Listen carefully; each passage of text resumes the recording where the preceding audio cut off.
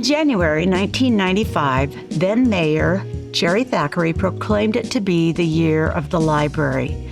In the proclamation, Mayor Thackeray encouraged the participation and support of neighbors, friends, colleagues, and fellow citizens to become involved in creating a new library to serve Redmond. And join they did. Committees were formed and positions were quickly filled by eager members of the Redmond community. The Campaign Committee Advisory Board, led by Jane Schrader, included Artis Swift, former head librarian at the Redmond Library, and Dot Peavy, a passionate supporter of the proposed new branch. The vision of the new library began when the 2,000 square foot building that now houses the Redmond Chamber of Commerce was deemed too small for the growing community. The shelves were packed and there was little space for special activities and reading programs for children. Statistics showed that based on population, the Redmond Library had 30% fewer books than other Oregon public libraries. The year of the library committees outlined their strategy and started a comprehensive plan to get community support. Yard signs promoting the library sprang up throughout Redmond neighborhoods. Yes, library buttons were worn by campaign volunteers and given to library supporters. Library Blitz weekends featured volunteers handing out flyers at local businesses.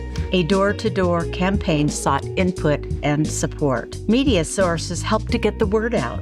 A new twist on public demonstration evolved into library advocates making signs and marching through the downtown core. Payroll stuffers promoting the library campaign went to employees of local businesses and manufacturers in their paycheck envelopes. A phone campaign made calls to every registered voter in the Redmond district. As the advisory board moved forward, the Jessie Hill School became the proposed site for a new library. With a price tag of $2 million, it was seen as a good deal for taxpayers and was considered a perfect location. Jessie Hill School was built in 1929 and was considered the first modern grade school in Redmond.